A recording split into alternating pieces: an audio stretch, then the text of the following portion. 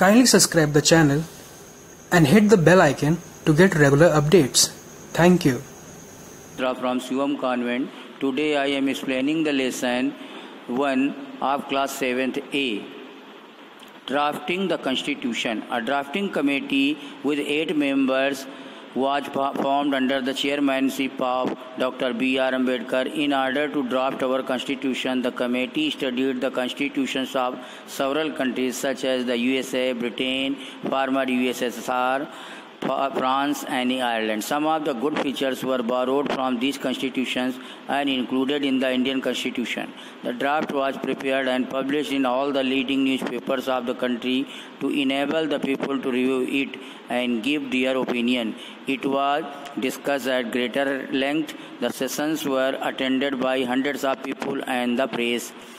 एक drafting committee जो बनी है 8 मेंबर्स की, वो डॉक्टर B.R. अम्बेडकर की चेयरमैनशिप में बनाई गई और अपने कॉन्स्टिट्यूशन को ड्राफ्ट करने के लिए कमेटी ने कई देशों के जैसे अमेरिका, ब्रिटेन, पूर्व USSR, फ्रांस और आयरलैंड के संविधान को पढ़ा, उसके कुछ अच्छे फीचर्स को बारो किया कॉन्स्टिट्यूशन से और अपने इंडियन कॉन्स्टिट्यूशन में इंक्लूड किया। ड्राफ्ट को तैयार किया गया और पब्लिश किया गया। सारे अग्रणी जो न्यूज़पेपर थे देश के, उनमें पब्लिश किया गया लोगों के विचार जानने के लिए और उनके विचार जानने के लिए और इसको ग्रेटर लेंथ में डिस्कस किया गया। सेशंस को अटेंड किया सैकड़ों लोगों ने और प्रेस ने। Adoption of our institution. On November 26, 1949, the Constitution was finally approved by the members of the Constituent Assembly and signed. It had taken the Constituent Assembly nearly 3 years to prepare it. The new Constitution came into force on January 26, 1950. C. Rajagopalachari took over from Lord Mountbatten, thus becoming the first Indian Governor General of India. He held this office till January 26, 1950, the day our Constitution came into effect and India became a republic with Dr. Rajendra Prasad as the first president of the country.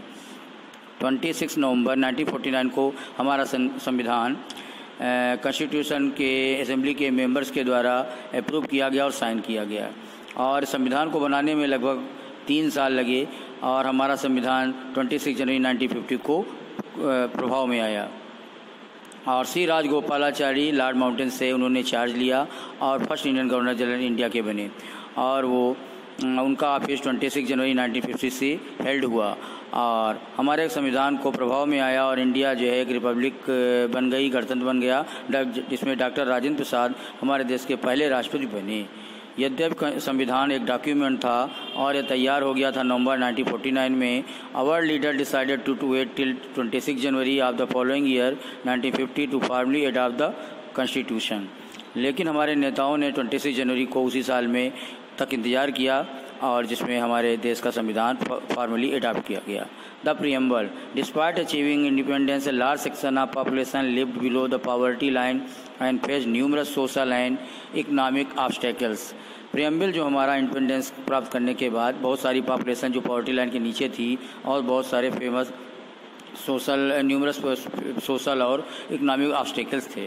One of the ideas of the constitution was to tackle all this problems in due course and make India successful democracy by providing equality and justice to all its people. The preamble to our constitution summarises its ideas and objectives. The first line of the preamble, we the people of India, and its last line, adopt, enact and give to ourselves this constitution, clearly suggests that power lies in the hands of the people. The citizen plays a more important role in establishing a democratic society as opposed to a monarchy ruled by kings or queens. It was on behalf of the people of India that members of Constituent Assembly framed the Constitution. The preamble is the most precious part of Constitution. It is the soul of the Constitution. It is the key of the Constitution. It is a jewel set in the Constitution. हमारे संविधान के जो बहुत सारे ideas हैं उनसे problems को tackle किया गया और इंडिया को एक सक्सेसफुल डेमोक्रेसी बनाया गया, सबको समानता दे करके और सबको बराबर न्याय दे करके। हमारे संविधान का जो प्रीएम्बल है वो समराइज किया जाता है उसकी आइडियाज़ और ऑब्जेक्टिव्स को, और जो हमारे प्रीएम्बल की पहली लाइन है we the people of India, हम भारत के लोग, एंड इट्स लाइन इसकी last line adopt, enact and give to our self, इसको मैं स्वीकार करता हूँ और लागू करता हूँ अपने संविधान में। ये सजेस्ट करता है कि जनता के हाथों में शक्ति होती है। और नागरिक एक इम्पॉर्टेंट रोल अदा करते हैं डेमोक्रेटिक सोसाइटी को इस्टेब्लिश करने में, मोनार्ची रूल के अगेंस्ट में, किंग सार को उनके रूल के अगेंस्ट में। और ये लोगों के, भारत के लोगों के बिहाफ पर था कि कॉन्स्टिट्यूशन असेंबली के जो मेंबर्स थे उन्होंने संविधान बनाया। और प्रियम्बल हमारा मोस्ट प्रीसियस पार्ट है संविधान का, और ये कॉन्स्टिट्यूशन का सोल है, और ये कॉन्स्टिट्यूशन की है, और ये कॉन्स्टिट्यूशन में ज्वेल के रूप में है। The words India is a sovereign socialist secular democratic republic express the nature and goals of the constitution. शब्द जो इंडिया हमारा सॉवरेन है, सोशलिस्ट है, secular democratic republic express the nature and the goals of constitution, हमारे देश के संविधान की गोल्स को बनाता है। Nature of the state, state का nature, sovereign. The preamble state that India is a sovereign state. It means that it is free to take its own decision both in internal and external matters. No country or individual can interfere in its internal affairs. It is free to take its own stand on world matters unlike the time when it was under British rule. Sovereign. Preamble India में state करता है कि India एक sovereign country है। इसका मतलब ये है कि हम अपना निर्णय लेने में फ्री हैं, चाहे एक्सटर्नल हो चाहे इंटरनल मैटर्स हो। कोई देश या कोई व्यक्ति हमको हमारे आंतरिक मामलों में हस्तक्षेप नहीं कर सकता है, और हम अपने आप संसार के किसी मामले को टेकल कर सकते हैं, और ये पहले ऐसा ब्रिटिश रूल में नहीं था। Socialist, the word socialist was added to the preamble by the 42nd amendment act in 1976।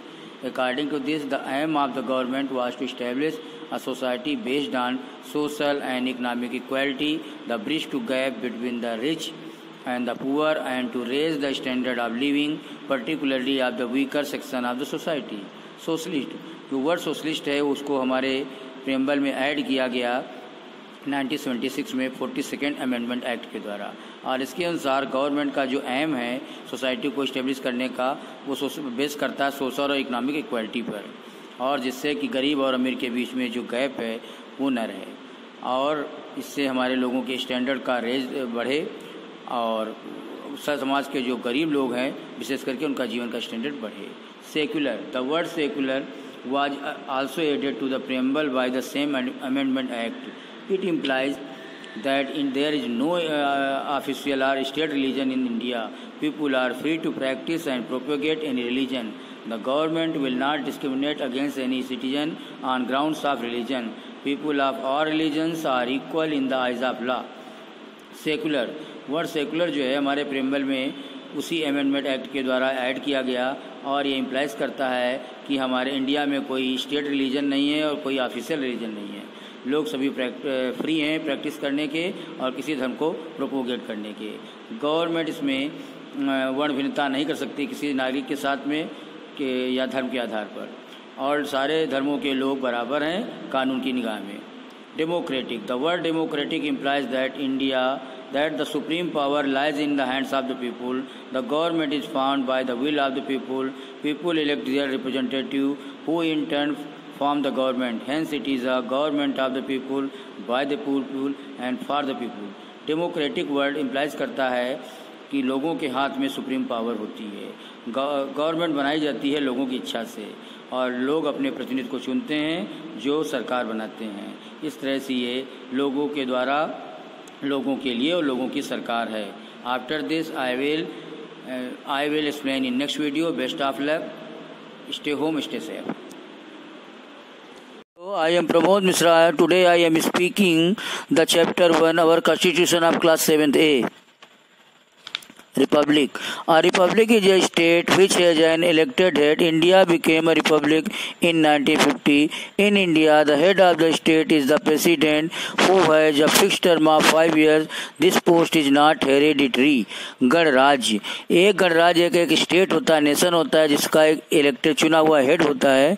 India 1950 में रिपब्लिक हुई थी, और भारत में प्रेसिडेंट मुख्य होता है, हेड होता है, और जिसका कार्यकाल 5 साल का होता है, और ये पोस्ट हेरिडिटरी नहीं होती, मीन्स अनुवांशिक नहीं होती है।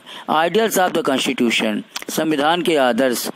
The preamble further indicates the high ideals set before the nation. They are justice, liberty, equality and fraternity. Preamble indicates करता है high ideals को before the nation के सामने, और वे न्याय, आज़ादी, समानता और भाईचारा हैं।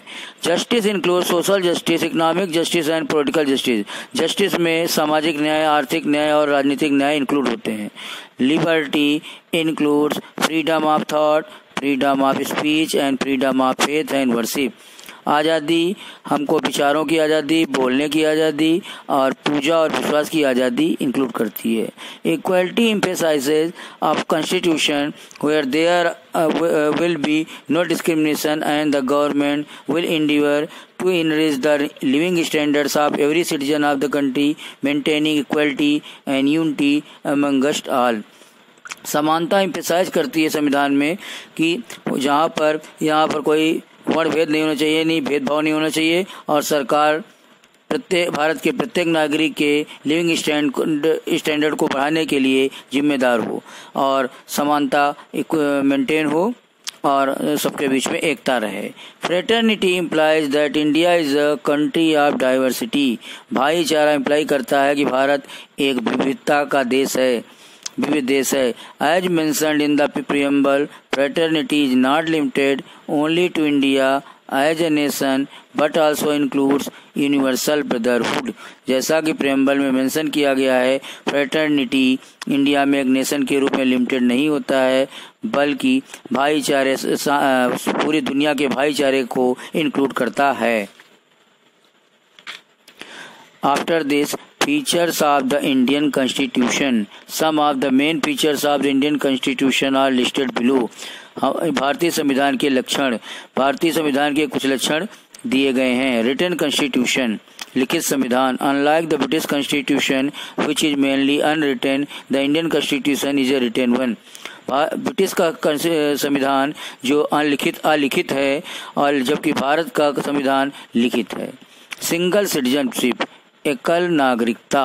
इन India citizen may belong to any particular state but he can only have the citizenship of India. The provision of dual citizenship means holding citizenship of two countries simultaneously is not at a norm in the Constitution of India. Bharat में एक नागरिक एक विशेष state से belong कर सकता है, लेकिन वह भारत के नागरिकता एक जगह की मानी जाती है, केवल सिंगल सिटीजनशिप होती है। और डुअल सिटीजनशिप में दोहरी नागरिकता का जो प्रोविजन है मीन्स जिसमें दो देशों की नागरिकता होल्ड कर सकता है, लेकिन इंडिया में ऐसा नॉर्म नहीं है, ऐसा व्यवस्था नहीं है। Blend of rigidity and flexibility, rigidity और फ्लेक्सिबिलिटी की blend mixture. The Indian constitution is rigid as flexible, some parts can be easily amended by the parliament by simple majority. भारतीय संविधान कठोर भी है और लचीला भी, मीन्स सम पार्ट्स इसका संविधान के पार्लियामेंट के द्वारा आसानी से अमेंड किया जा सकता है, सुधारा जा सकता है, जबकि दूसरे क्लासेस में के अमेंडमेंट के लिए एक स्पेशल मेजॉरिटी की आवश्यकता होती है पार्लियामेंट में। फेडरल फॉर्म ऑफ गवर्नमेंट, दोहरी सरकार, संघीय सरकार। The constitution of India provides for federal form of government which has three essential features. In India, power is divided between the central government and the state government. Laws made by state governments are applied only within the state, and the laws made by the central government are applied all over the country. Bharat का संविधान federal government के रूप में काम करता है, जिसमें तीन स्पेशल फीचर्स होते हैं। भारत में पावर को सेंट्रल गवर्नमेंट और राज्य सरकार में के बीच में डिवाइड किया गया है, और जो स्टेट गवर्नमेंट के द्वारा कानून बनाए जाते हैं वे केवल स्टेट में लागू होते हैं, और जो सेंट्रल गवर्नमेंट के द्वारा कानून बनाए जाते हैं वे पूरे देश में अप्लाई किए जाते हैं। The original version of Indian constitution, Bharat का संविधान is kept at the parliament house library. The constitution of India is the lengthiest and the most detailed constitution in the world. हमारा भारत का संविधान, ओरिजिनल वर्जन इसका भारत का संविधान, जो कि पार्लियामेंट हाउस लाइब्रेरी में रखा गया है। भारत का संविधान सबसे लंबा है और सबसे विस्तृत संविधान संसार में है। पार्लियामेंट्री गवर्नमेंट, संसदीय सरकार। Indian constitution provides for parliament form of government. The government is run by the prime minister and the council of ministers. The president is the nominal head of the state. भारतीय संविधान parliamentary form of government के रूप में provide करती है और government prime minister के द्वारा और मंत्रियों की सभा के द्वारा चलाई जाती है और उस देश का राष्ट्रपति मुख्य होता है, नॉमिनल हेड होता है। Directive principles of state policy की डायरेक्टिव दिशा निर्देशक सिद्धांत। There were certain provisions for example education for all which were practically not possible for the government to provide 1950।